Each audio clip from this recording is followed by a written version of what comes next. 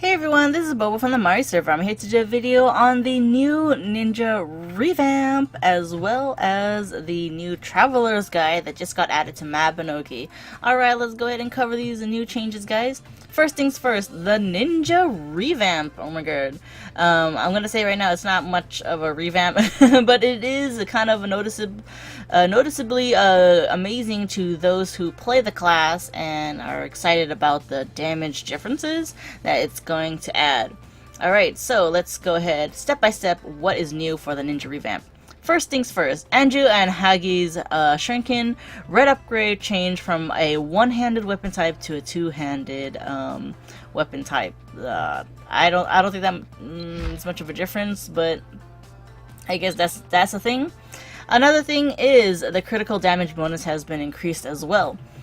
Another thing that got changed is the Shuriken Mastery Reforging effect has increased. Again, not a thing I think is too noticeable. I don't think too many people have this, but it's there.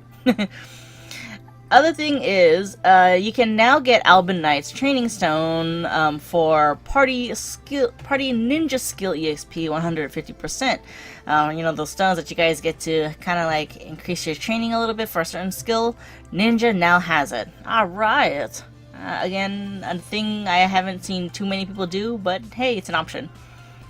Another thing that they've added is the difficulty for the Ninja Talent tutorial has been decreased. I guess the difficulty has been decreased. So it's a lot easier now. I don't remember the tutorial, to be honest, but I don't think it was that hard, but now it's even easier. Yay! Everybody's a ninja now. Next thing that they have is the Kunai Storm's durability consumption has been decreased. So Kunai Storm, you guys remember that skill? The one where you like throw a bunch of kunais, pew pew pew pew pew. Has been, durability has been decreased, so that's kind of nice. Next thing is Explosive Kunai Trap duration increase. Oh yeah, this duration, this skill here, the one where you drop the kunais on the floor. Duration has been increased. 15 seconds at Novice to F, 20 to E to C, 25 B to 9, 30. You can see it slowly progresses 5 seconds, and so on. So that is the new changes. I don't see much of a difference, but hey, I guess you can say it does last a little bit longer. I just kind of like, dropped everything in this like, you know, let it go, let it go out. Alright, next thing, Smokescreen now has a protection debuff effect for each skill rank.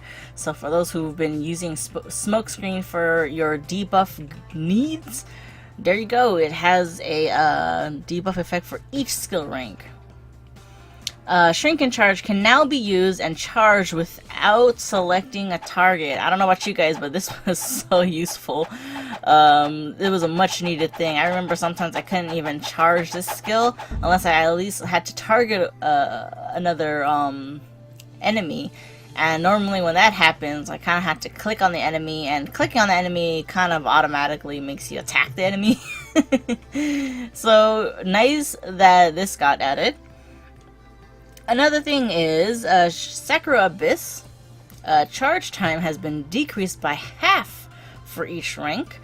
Sakura Abyss range per second has increased by double. So the wording just sounds funny, but basically range and charge time. Oh boy, let's take a look.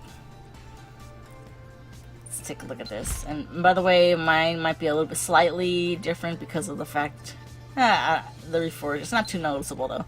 Alright, let's check out the skill. Oh boy. Oh, see how fast that is? Nice. Oh yeah, the cherry blossoms. That was actually pretty quick. I don't know about you guys, but that took, before it took forever to get a full cast. Alright. So that is basically the changes for the ninja class. If you guys go to the Mabinogi website, on the actual revamp, you'll see that they put an actual chart, the before and after differences on your weapons, durability, base durability, min, max, and critical. Also shows you the step upgrade differences. So that's actually kind of nice. In a nutshell, basically, guys, Ninja class has been gotten better for some of the skills, and yeah, you guys get to do more damage. So yay, Ninja time! So that is the quote-unquote revamp for the Ninja class. The biggest update, I'm pretty sure you guys have noticed, is the Traveler's Guide. Traveler's Guide, oh boy. So if you guys log into Mabi, you will notice that the talent icon that used to be right here is now called a Traveler's Guide. If you click on it, it'll automatically open the Traveler's Guide for you.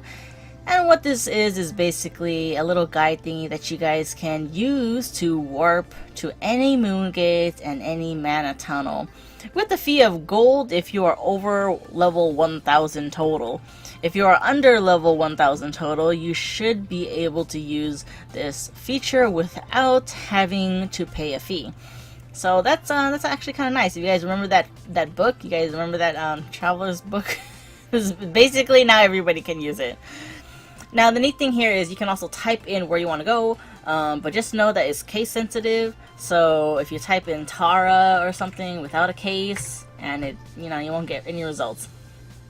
So you actually have to capitalize the first letter, T-A-R, and there you go, you'll get results from there. So just FYI, capitalize the first letter that you're searching for, so you get some results. Maybe. You can't put in Disneyland and expect it to show up. Alright, another feature that they have on this Traveler's Guidebook is, not guidebook, guide, is that they now show the effects for each day. You can see the name of the day is different for each day, by the way, guys, each day of the week. And you can see what effects is going on for that day. The bonus effects, things like, increased critical rate, lucky finish, success rate, is all going to be different for each day of the week. So now you can see it without having to kind of like scratch your head and figure out what is today's bonus stuff again. It also has a clock for you guys. I don't see what's the point of this because we kind of already have a clock. If you press O and open your clock right here, you have your own little clock right here. That's a little bit bigger, but I guess this kind of plays more into the other buttons here, which I'll show you guys soon. Underneath here, the timer is the weather for your current location, not real life location, of course, but your current Mabinogi location. It'll actually show you, hopefully, the next upcoming weather. Let me get out of here. So you can see it's not going to be the same. You can see it's different now here. You can see that it's different as I got out of my homestead. The weather's different. I don't think it ever rains on my homestead, but yeah. That is one thing to keep in mind, that is not always going to be the same for each area you're in. So here, Port Cobb, it was raining before, and it's going to be sunny later on. And that is your little weathercast. Underneath the weather, you can kind of slightly see, very tiny, is a time. That time indicates the server time, which should usually be PST time. So it's real life time based off of the Mabinogi servers. So don't get it confused with this this clock here. Underneath that is a job icon. Click on that, and it'll show you the current part-time jobs that are available and that are not available. So you can see everything on this list is white, and that basically means there's no available part-time jobs. I mean, it's freaking 4:50 a.m. in the morning, guys. You won't be able to have any access to any part-time jobs. But wait, at 6 o'clock you're gonna see some of these part-time jobs light up in yellow, and that'll indicate that you can actually work on them. So let's go back to this list once it reaches 6 a.m. Next here is the raid list. The raid list here shows you the list of what available raid monsters will appear today. It doesn't necessarily mean that they're currently active because it's in yellow. It just means that this is something you guys can do today at this time. And it's kind of nice because it actually tells you what enemy and where the location is and what time. So you don't have to kind of, again, scratch your head and figure out what time was that raid again. It's all on this list here. The next thing after that, here on the right, is today's contents. To be honest, I thought that they kind of did a typo and meant to say today's contest, but it actually could work with contents. Basically what this list is, it shows you guys things like jousting tournaments, if there's a jousting tournament going on today, fashion contest, cooking contest, things like that. And I think this is actually really nice because I feel like a lot of the newer players are not aware that this sort of thing exists. Now that they can see it and see what time, what channel, the location, then they'll be able to participate. So hopefully this new Traveler's Guide has made more people starting to participate in these sort of tournaments and these sort of activities in game.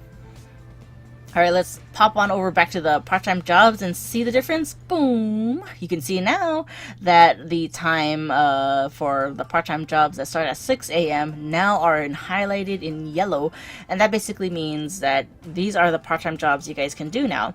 So that's kind of neat, is that it'll show you guys what is currently active and what is not, if it's white and active in yellow. So nice little thing here. The best 2 thumbs up thing I have to say about the Traveler's Guide is the fact that they've added today's daily missions underneath all of these buttons here. And you can see now today's Shadow Mission dailies below it. So you can see Tara's daily is Terror Method here. Taltine's daily, Battle for Taltine. Oh, it's cut off. Is it 1 or 2? Oh, dang it. But, you know, you kind of get a general idea of what the daily is going to be. Unfortunately, they do not show the VIP dailies, but, you know, at least they show the current dailies. Underneath that, you got a price locator. And, you know, we always got a stock price, right? So, yay, stocking price. So here you can see that it'll show you the current location for price and where he's going to show up next. For me, for a player like me, it doesn't really matter too much, but for newer players who actually need to locate prices, it's actually a very useful addition to the game. I mean, back in the days when we couldn't find price, we kind of either had to camp out at this one specific spot. We knew he would spawn eventually, but you know, by the time he does spawn, you guys are probably AFK making a sandwich or something, come back and he's gone.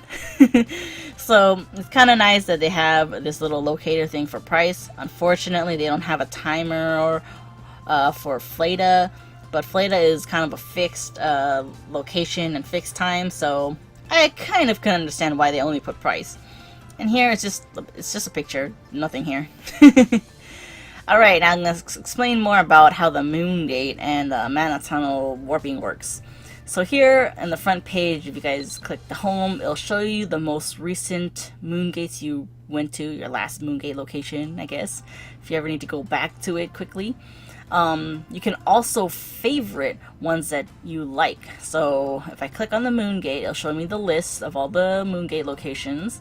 If I click on the Mana Tunnel, it'll show me all the Mana Tunnel locations. If you want to favorite something, all you gotta do is just press this little star icon until it's yellow. And when it's yellow, and you click on the star up here, on the upper left corner, it'll show you your entire list of favorites.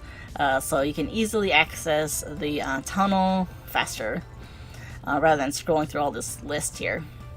Alright, so now the fees for the tunnels and the gates is based really off of how far you are from the gate. So here I'm in Port Cobb right now. I'm in Port Cobb. I'm gonna go ahead and type in port and try to warp to it, and you'll see that the fee is really cheap. It's only 300 gold. However, let's go on over to the front gate. To the front. Let's move a little bit further.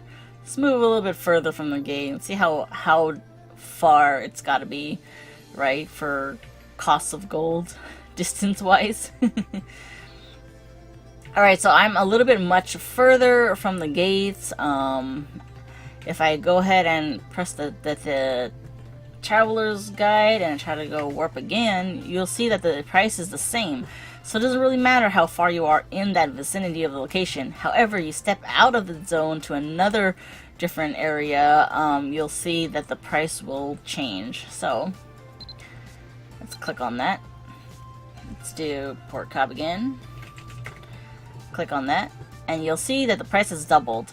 So it does change. It doesn't necessarily increase every 300 gold or whatnot, depending on the zone, but it does change every time how far, based off your distance of the, I guess, the gate. So for example, if I were to choose a mana tunnel, and yes, you can actually warp from here to Iria using these warp functions. So in a way, it kind of makes me wonder, like, what's the point of continent warp now? Or what's the point of VIP service that gives unlimited continent warp when technically you guys can just use this traveler's guide? Hopefully they revamp the service and make it better, but for now, take advantage of the system while you can. The cost of the travel is actually not too much, even if it's further. You can see that it goes up to 9k here, in this case, going to Para Volcano, Renos, Greens, 10k. I mean, I feel like the most I've ever seen was maybe a 12 or 10k-ish range. So it's not actually super expensive to use the warp. It's actually a very, very big convenience for you guys. And that is basically it. That is basically the Traveler's Guide and the Ninja update. Hopefully you guys like my video, and hopefully you like the new addition to the game. If you guys have anything you want to ask, feel free to leave them in the comments below, share, and help each other out. And like always, guys, stay awesome.